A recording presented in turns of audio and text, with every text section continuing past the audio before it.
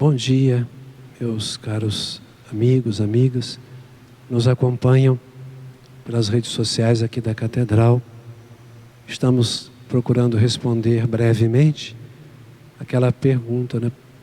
Por que se leem os textos bíblicos na celebração da Santa Missa, juntamente com a celebração da Eucaristia, a celebração da Palavra? Gostaria já de adiantar para vocês que quem desejar o texto completo, que é mais amplo daquilo que nós estamos colocando, pode deixar aí no seu comentário o pedido que a gente vai mandar para você esse texto. Já agradecendo também seu apoio, né, sua presença conosco. Então vamos iniciar este momento em nome do Pai, do Filho e do Espírito Santo. Amém. No primeiro bloco, nós falamos que Jesus realizou a primeira celebração, aquela primeira celebração da Eucaristia. Quando instituiu a Eucaristia, Jesus a celebrou já no contexto da Palavra de Deus. Como vimos, canto dos Salmos, né? E também o grande discurso de Jesus dentro daquele momento da celebração. Os discípulos também realizaram da mesma forma, como vimos, algumas citações, né, do Novo Testamento. Como também temos ainda outros, já mencionando o primeiro dia da semana, o domingo, no qual eles se reuniam para a Eucaristia, juntamente com a Palavra. Nos Atos dos Apóstolos, capítulo 20, versículo 7, Atos 20, versículo 7, diz assim: no primeiro dia da semana, estando nós reunidos para partir o pão, Eucaristia, Paulo, que havia de viajar no dia seguinte, conversava com os discípulos, prolongou a palestra até a meia-noite. Claro, essa palestra já envolvia ali também a palavra de Deus. Certamente os discípulos passaram então a celebrar já o domingo, não é? E como também atesta já o Catecismo da Igreja Católica, trazendo o texto de São Justino, Apologia de São Justino, do ano 150, portanto ainda bem próximo lá dos apóstolos. Ele diz assim: o chamado dia do sol, domingo, reúnem-se no mesmo lugar todos os que moram nas cidades e nos campos. Leem-se, na medida que o tempo permite, as memórias dos apóstolos e os escritos dos profetas. Quando o leitor termina, o presidente toma a palavra para fazer uma exortação, convidando os presentes a imitar tão belos ensinamentos. Então, reuniam-se no domingo para a leitura da palavra. O texto de São Justino, que vocês podem também ter no Catecismo da Igreja Católica, no número 1345. Catecismo da Igreja Católica, 1345. Porque depois fala também, já nesse próprio texto, da celebração da Eucaristia, junto com essa celebração da palavra. Isto porque estes primeiros cristãos, que ainda tinham bem firme nos seus ouvidos, no seu coração, as palavras dos apóstolos, estes primeiros cristãos já viviam assim intensamente a fé. E por isso valorizavam plenamente a palavra de Deus. O texto de Santo Agostinho, sobre isso é tão bonito, né? O que credes vós mais importante? A palavra de Deus ou o corpo de Cristo? Se quereis responder a verdade, certamente deveis dizer-me que a palavra de Deus não é menos importante que o corpo de Cristo. Por isso, quando o corpo de Cristo nos é distribuído, quanto cuidado tomamos para que nada do que está em nossas mãos caia por terra. os fragmentos.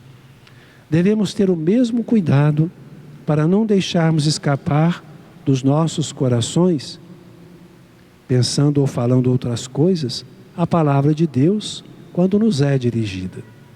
Porque aquele que ouve a palavra de Deus com negligência não será menos culpável do que aquele que por negligência deixa o corpo do Senhor cair por terra. É o sermão 78 de Santo Agostinho. Então já vemos aí Santo Agostinho exortando as pessoas, né, os cristãos, a terem esse cuidado todo especial com a palavra de Deus, especialmente quando anunciada, quando proclamada. Quer dizer, ele queria que as pessoas degustassem, acolhessem cada palavra que era anunciada na celebração. Foi assim então na história do cristianismo, esse cuidado, esse amor para com a palavra, especialmente nas celebrações. As leituras, como elas foram então organizadas? Nós sabemos que não é toda a Bíblia que é lida durante o ano, né, nas celebrações. Foram textos escolhidos com o passar do tempo. De acordo com aquelas festas, foram sendo celebradas, de acordo com o tempo que foram formados os tempos litúrgicos, né? Por exemplo, a Quaresma, a Páscoa, o Advento, né? Esses tempos foram sendo formados, eles foram escolhendo com uma certa variedade, com uma certa liberdade, porque não havia assim uma unificação geral para todos os cristãos, foram escolhendo textos especiais que se ajustavam melhor àquele tempo litúrgico. Ninguém ia ler, por exemplo, a Paixão de Cristo por ocasião da celebração do Natal, não é? E vice-versa. Então, se escolhiam textos apropriados de acordo com os tempos litúrgicos. As primeiras notícias que nós temos de uma organização das leituras são do século VI. Aparecem estes textos que eram designados lecionários, epistolários, evangeliários e capitulares. Capitulares porque eram textos que continham uma espécie de índices, porque as leituras muitas vezes eram feitas na própria Bíblia Sagrada, então eles colocaram índices para que as pessoas pudessem ali, né, os leitores, fossem ali e destacassem aqueles textos para ler naquela festa que era celebrada, naquele tempo litúrgico celebrado. Então assim, os textos foram se fixando com o passar do tempo. No final do século, pelo século X, as leituras, elas foram selecionadas, passaram a ser selecionadas e colocadas num texto especial, já com as próprias orações da Santa Missa, da celebração da Santa Missa. Isso facilitava para as pessoas levarem, os missionários levarem para as regiões de missão, levar o texto completo. Então foram chamados missais plenários. Missais plenários. Esses missais plenários eram livros, manuscritos, né?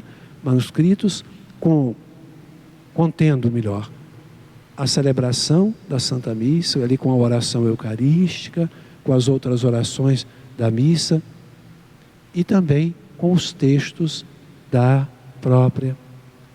leituras bíblicas ali já orientadas para aquele tempo litúrgico. Então eram os lecionários no século X da história da Igreja. Podemos encerrar a nossa colocação de hoje aqui no século X, dessa pequena história, esse pequeno índice da história da Palavra de Deus lida, proclamada, vivida na celebração da Santa Eucaristia.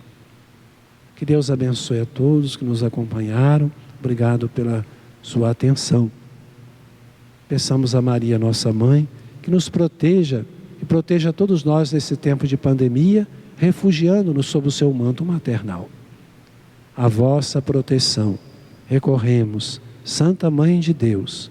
Não desprezeis nossas súplicas em nossas necessidades, mas livrai-nos sempre de todos os perigos, ó Virgem gloriosa e bendita. Amém. O Senhor esteja convosco, Ele está no meio de nós. E abençoe-vos o Deus Todo-Poderoso, Pai, Filho e Espírito Santo. Amém.